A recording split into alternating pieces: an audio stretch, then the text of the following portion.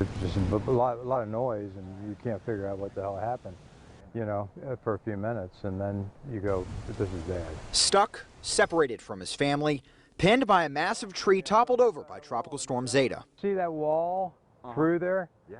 That's where I was. And that's where the tree came through. Ken Snowden was in the shower Thursday morning at his home on Scott Avenue in Greensboro.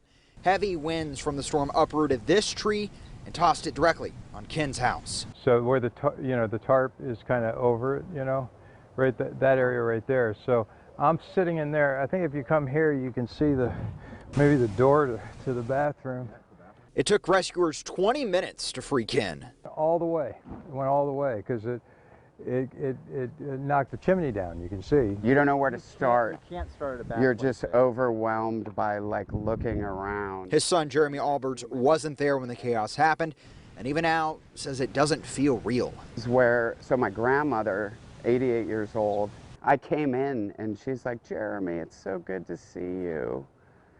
And I look at her after looking at everything else, and I'm like, it was just such a weird, ironic moment, of like, yeah, it is good to see you. Yeah. Because I might not have seen you. In his family's darkest moment, Jeremy and his dad have seen a light at the end of a long tunnel. Tough year, 2020, obviously, right?